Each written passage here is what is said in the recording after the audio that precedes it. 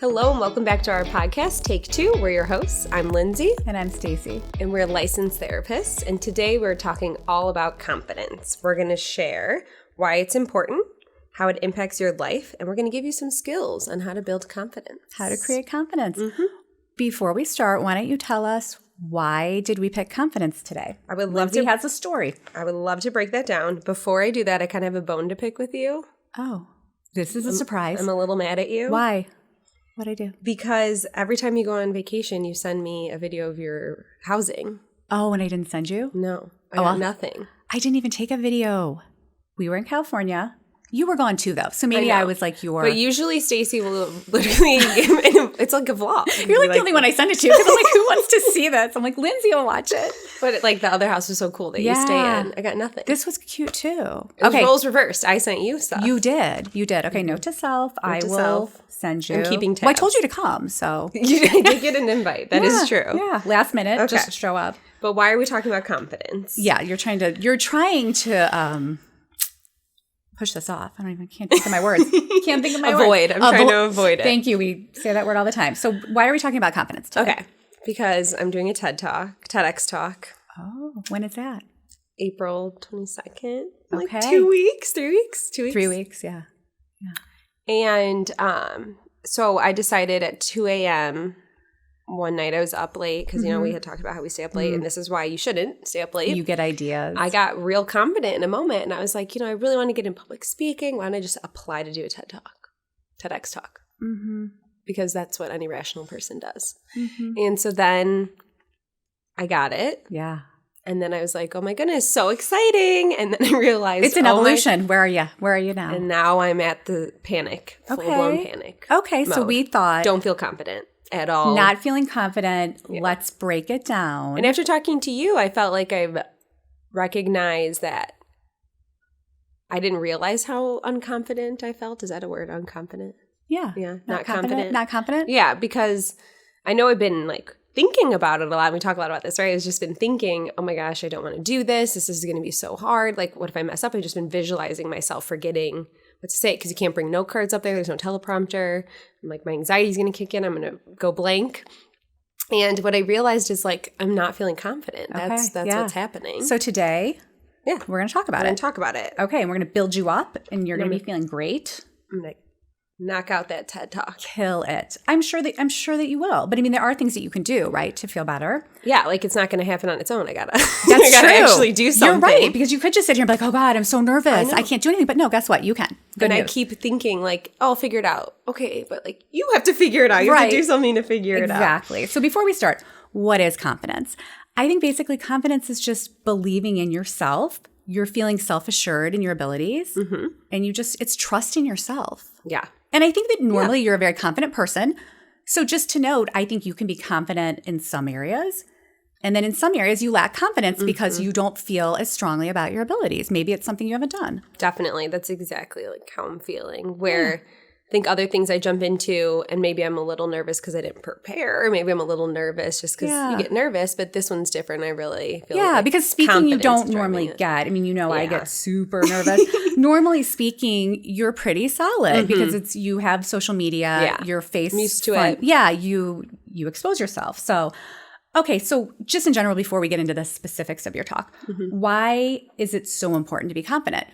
Because it affects every aspect of your life. Yes. Why is it important to be confident? I think it's important to be confident because it impacts a lot of facets of your life. Everything. Yeah.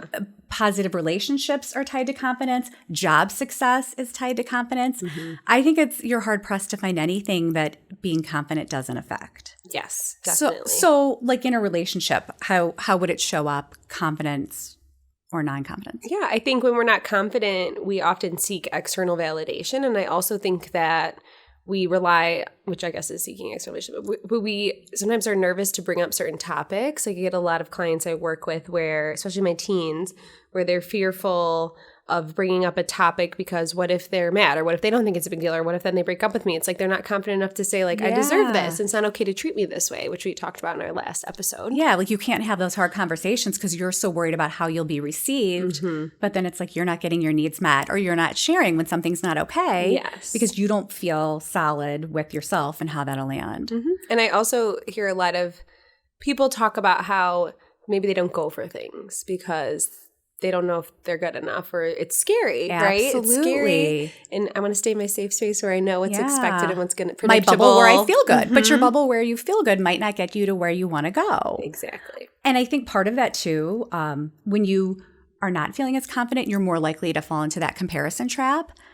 And I think we're always mentioning social media, but social media has kind of amplified that, where you're looking at this ideal version of maybe what you want to be and you feel so far away from it. So I think it's a fine line between, is something aspirational, or is it letting, or are you feeling bad? And maybe the difference there could be confident. Like, I'm confident I can get there, instead of looking at that and thinking like, oh, I could never do that, right? I also think of comparison when we talk about confidence is when I wasn't confident, I felt like other people's successes impacted me negatively. Like it was like, oh my gosh, they're so good at this, or they're doing this. And it's like, maybe not jealousy, or just like now being confident internally, I get so excited for my friends when they're successful. I get so excited for them when they're doing something really cool, where I feel like when you're not confident and you're always comparing yourself to others, it's like their successes means that you're not good enough. Yeah, because you're not feeling good about yourself. And it's like, why is this happening? Why are these good things happening? Like, why them, not me? Yeah, and almost like that scarcity mindset. And it's like, no, we can all be successful. We all have different goals, and there's room for everybody, right? Yeah, and when your friends are successful, it does benefit you. You know what I mean? Like, to be honest, it's like when you're surrounded by people who are successful in different ways, like it inspires you and it makes you excited. And it makes you a good friend to support them, and you want people that are going to be happy for you. So I think that that's important. And, just going back to the work example, I was reading this book, I believe it's called The Confidence Gap, about the difference between women and men at work. And they were talking about studies that show women will attribute their success at work more to luck or being in the right place, but they own their mistakes. Whereas men own their achievements. So when they come in to ask for a raise, they're really like, upfront, I've done this, I've done this. So, I think that's how confidence, you have to be confident in your ability, and then you can, talk yourself up a little. Yeah, that definitely hits home a little bit. So it's kind of like the idea that not everyone, but a lot of women, when they are successful, they attribute it to luck or like working together with people. Yeah. But then when they make a mistake, it's not like, oh, mistakes happen. It's like, oh, I did something wrong. They own it. They found that they own their mistakes more than they own their success. And in doing that, when they went in for reviews, they didn't hype themselves up as much. And that makes a difference, right? Yes. So just be confident in what you do. When you do something great, shout it. When your friends do something great, support them. Exactly. It's really interesting. I think that is really interesting. And good to know. You know what I mean? To look at. Yeah, to catch yourself. Yes. Like, am I doing that? Yes. Okay, the good thing about confidence is even if you don't have it, you can get it. Definitely. And I know a lot of people feel like, oh, this person's so confident, I wish I could feel like that. Well, you can. Exactly. It is a skill, and there's things you can do. We talk a lot about your thoughts and your behaviors to get yourself there. So that's what we're going to teach you, how to become more confident. How to build it up. Okay, I think one of the first things to look at is just your mindset. We all have this inner critic and then a cheerleader. So it's like, who are you going to listen to? The inner critic that's kind of giving you the self-doubt and the avoidance, that inner critic that's like, there's not going to be a teleprompter you're going to forget. Or, I don't know, you tell, what is the inner critic telling you? And then let's maybe try to reframe that a little. That is one that, so the inner critic is telling me, one, like, I have a few jokes in there, which I do have some planted audience members, aka you, but I'm going to tell you when to laugh. Like, that's going to be so uncomfortable if everyone just like, so I visualize that. Like, I imagine me up there. I imagine me sweating. I imagine me like just so awkward and not knowing what to say and losing my train of thought and then not being able to get it back. Okay, so you're just really like playing the negatives in your head. I'm literally playing it as I'm watching myself up there just crumble. Like, so and I know you told me some good advice where you said, even if I do crumble, it'll make for a good book. It'll make for a good. Someday you'll look back and only laugh. Go up. Exactly. Because either way, it's okay. But you're really leaning into the inner critic and all the things that could go wrong, and that maybe like you're not ready for this, but you are. Yeah. So how can we reframe that? And you can have that inner cheerleader too, that's having, I guess it's a more positive mindset. Yeah. I mean, I think, I love talking. Like I talk all day literally for a living. And what I'm speaking on, I'm really excited about. Yes. I think because it's a TEDx talk, I feel so much pressure around it. Like it has to be the best talk and it has to be so good. Okay. So that too comes into play where I'm like, okay, I like what I'm saying, but are other people going to think it's good? I'm creating narratives in my head of how people are going to respond. Sometimes when we talk about like social anxiety, we tell people visualize this scenario and visualize going to the party and talking and feeling good about it. So I think for you, instead of playing this nightmare scenario you got going, just to, visualize yourself up there talking how you're going to feel, being solid, and really focusing on your message, I think, instead of focusing on other people's reactions, because you can't and never will be able to control that. Yes. And you've done the work. You have I've heard it. I really like it, Thank you. You have a great message that you're sharing. So how can you kind of let go of, because really what you're worried about is how it's going to be received. Because even if you do make a mistake, that's okay, right? Like you'll move past it. I'll be okay. So I think just focus on, this is really aligning with my purpose and I get to do this. We talk about language. I love that because when you said that, I'm like, that landed I did say that to her today. Yeah. And because she said, I have to, or I'm dreading it and I have to. And I'm like, no, well, you did have the fever dream at 2 a.m. and apply and you got in and that's amazing. So you get to do this, like truly. Yeah. And I am lucky to do it. A lot of people would want to do it. And I assume that people are going to be judging me negatively. And I think a lot of people like even you are like, that would be really hard to do. Like, I think people understand that it's hard to go up there and do it. So I think people are going to show more empathy than they would. And they're judgment. listening to your message. Like, I think in your head, you're going to be thinking, like, are my hands or did I trip over a word? Yeah. And people are not. It's like with social anxiety again, people are not paying that much attention to those things. They're there to hear your message. And so I think if you just visualize everything going well, and then too, we talk about reframing nerves as excitement, just a little reframe. I'm nervous and that's normal, but can you explain that? Well, two things. One, I would love for you to share the first time you read my talk at night. Oh, why? Because I think it's funny. And then the second thing I would like to know is for you to explain what you just said to people, because I think that's really important. And you're so good with the nervous system stuff of how excitement and yes. Well, are you talking about when I read it after I came home from the party? Yeah. So I came home from a birthday party, which also this is just so typical me. When I send it to you at 11 p.m. Yeah. Like, hey, can you read? And this? I'm reading it kicking it back at 1 a.m. But I read it and I was like, this is the best. This is so good. This is amazing. I mean, I was going nuts. And you sent me back an email. I did. And then my name was in it. So I was excited, which to be determined if it'll be there. But I was just excited that you even mentioned me. And then the next day I said, well, let me just read it again. And I had a feeling because I knew you had gone out and you haven't gone out in so long. Yeah. So I was like, I was there a while. Stacey was at a party. I'm like, she might have had a few beverages. I did. And that might have tainted some views because you were so excited. You're so good at writing. So I was like. I was legitimately so excited, but it is kind of like. Feedback. It could be like when you get Taco Bell and you're like, that's the best authentic Mexican I've ever had after 2 or 3 drinks.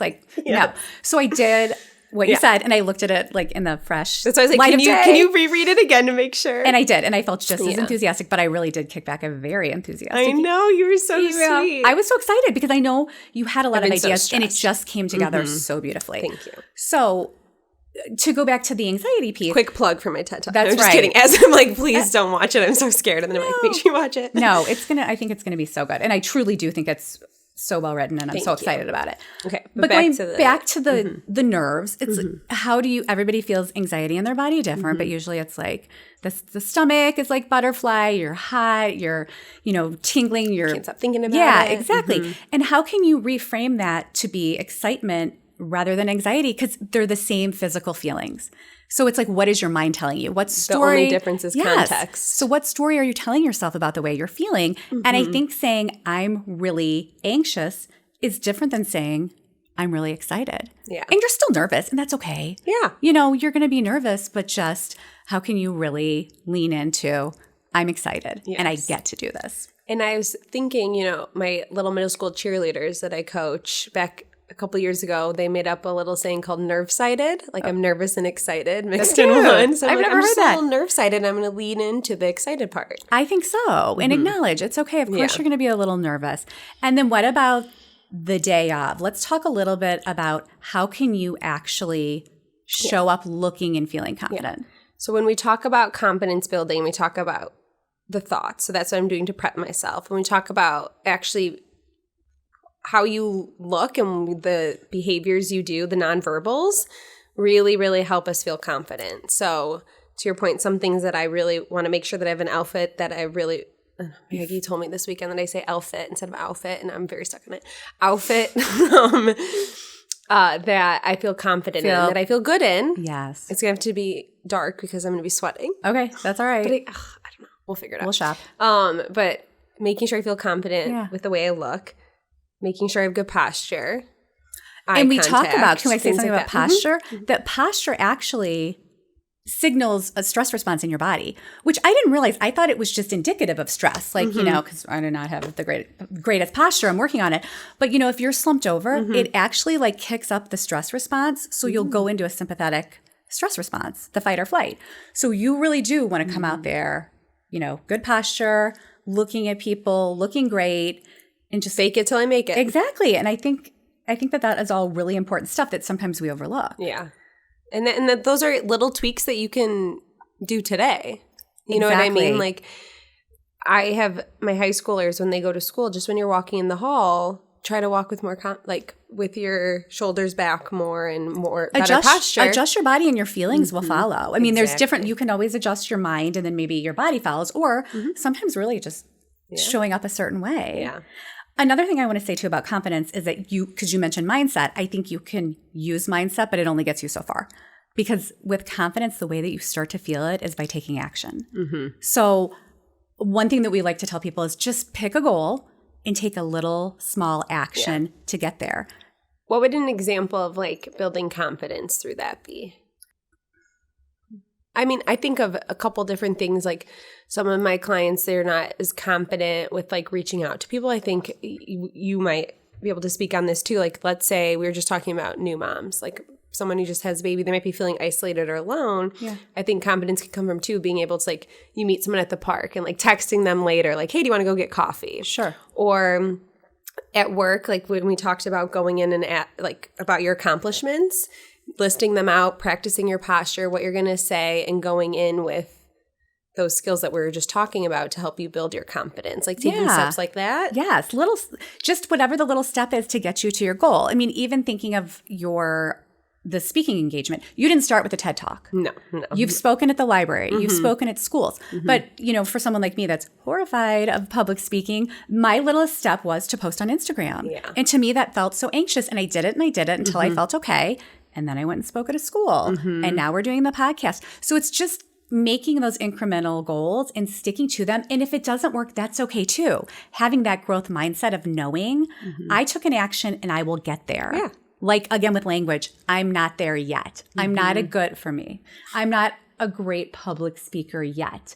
But that's okay because I'm working towards that. And any setbacks are to be expected. Learning curve. Yeah. And with confidence, you can absorb those. I think when you're not confident, you take a bad experience and you're just like, I suck. Yeah. So I think at first it's like labeling where is my confidence struggling? So is it with how I feel about my body? Is it with how I feel about how I look? Is it with my job? Is it my relationships? Is it doing a TEDx talk that I signed up for myself and only have myself to blame? Like whatever it is, identifying what it is. Yeah.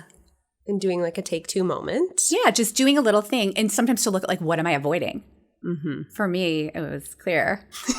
I'm avoiding these things, but, you know, starting to do them and push yourself slowly. Yeah. Slowly. So take action though. Yeah, take action. I like that. So if we said like for a way for people who are listening to practice confidence, we would say we want you to take two. Yes. And just think for 2 minutes, get out that paper or on your phone or whatever it is, and just start to build that awareness. Where am I feeling confident? Where am I not? Knowledge. What do I need to work on? Is it the body posture? Is it the thoughts? Where can I put some of these things we just talked about into practice? How do I leverage my strengths and build on the weaknesses? And so it's that awareness. The last one, like we want to engage in that plan. So every day. Pick something to do. So if it is like something Stacy talked about, posting on Instagram, then she would make a plan to post on Instagram. If it's related to something else, create a small step for yourself. Yeah. And you know what we talked about earlier is when you're not feeling confident, something that can help you is looking at your strengths and keeping a feel-good file. So this is something tell them about where, the feel-good file. Yeah, I had read about it, and I'll sometimes get text or we get emails from clients that are just saying thank you, or it helped so much, or I'm using your tips.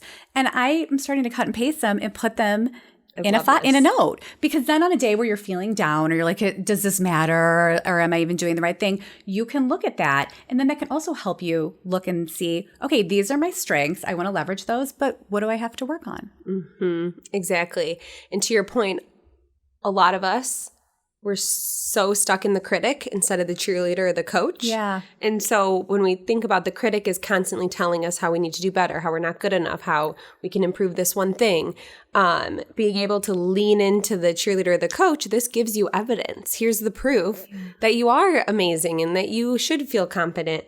And it's the ability to really look at that. Yeah, because we all have strengths, but we're not always in touch with them. Yeah. So I think for part of the take two, I think even a whole week could be every day I'm going to identify my strengths. Mm-hmm. And then if I have to start a feel-good file or a hype girl file, whatever it is. Hype girl file? Yeah, I like that. I like it. I want to do it. So to start doing that. I love that. And then you'll feel the true confidence when you feel excited about and believe in yourself and your abilities. And even when you do make a mistake or when things don't go the way you have planned, you're able to have that growth mindset of, it's okay because you took action. You did it. You were brave enough to do it. And that's really the goal. And I think that's important too, that the confidence shouldn't always be tied to the outcome. Mm-hmm. You know, the process. Mm-hmm. I wrote this. I, applied for this. And however. Feel proud. Yes, exactly. So the steps that you took to get there, that's so important too.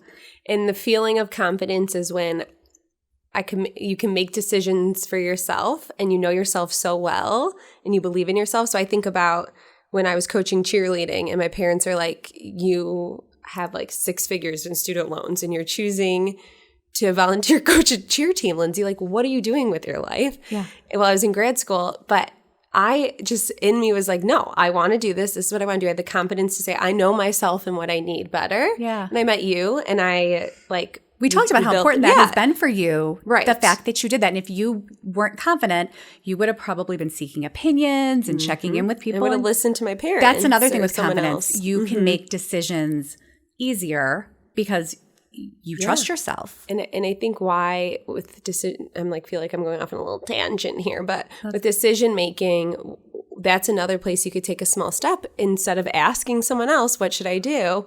Because I think what we do is it's easier to say, I made this decision, other people told me to do it. So if it didn't work out, it's like, well, I listened to other people. Yeah. Where you say, no, I want to do this. You're accountable. And I'm the one who's deciding it. Yeah, that's true. Then we have to take accountability for what happens. I think that's true. And when you're saying that, when you ask for an example, I've done this with a client before. The first step was pick out a nail polish color without asking. That's a good one. I mean, just the smallest thing. We're talking to you, Maggie. Maggie texted me this week. What nail polish color should I wear? No more, Maggie. No more. You're going to pick the color. But that's a good small step. How small it can be. Do you know what I mean? So if we're asking you to take 2 every day, it seems like, okay, it's every day, even though it's 2 minutes. It can be the smallest little thing, and you're building trust in yourself, and you're just getting in the habit of listening to yourself. I love that, though, because I do think making decisions for yourself is a good way to build your self-confidence. That proves that you trust yourself. And sometimes things don't work out because we don't have all the information. And being able to instead being like, oh, I knew I should have done this, and not trusting ourselves. Instead, we say, okay, that turned out how it did, but I have the confidence to know I'll get through it, or I can handle it, or I can, as you said, pivot it to something else and be able to work through it. Okay. All right. So everybody. That's all about confidence. Go out there and be confident this week. I'm going to pretend I'm confident about my TEDx Oh, yeah. talk. We'll follow up. You'll have to follow up after you do it. I know. Obviously. You're excited. I'm excited. See? Look at your posture that you just did. I did not mean to do that on purpose. Oh my gosh, she just went like. I just went in. What's the character that does like a little shy girl? Yeah. And I was like, I am excited. Yeah. Oh my gosh, I love that. That's so funny that I did that. We'll follow up, and you can share. Can you share some of it? or no? Yeah. Yeah? Yeah. I'll post it. Oh my gosh. I'm so nervous. All right. I'm excited. Do you hear me? But nervous is okay. I think nervous is okay. I'm excited. But throw excitement in there too. Just get away from the dread. Just get away from I can't do this. I can't do it and saying what illness can I face? I'm leaving the country. We're not. I could. You could, but she's going to do it, and then we'll get back to you. All right. Thanks, guys, for tuning in. See you next week. Thank you for listening to the Take Two podcast. Lindsay and Stacy are licensed therapists, but they aren't your therapists, and this podcast is not therapy. Production assistance is provided by Bird Blue Creative at bird.blue.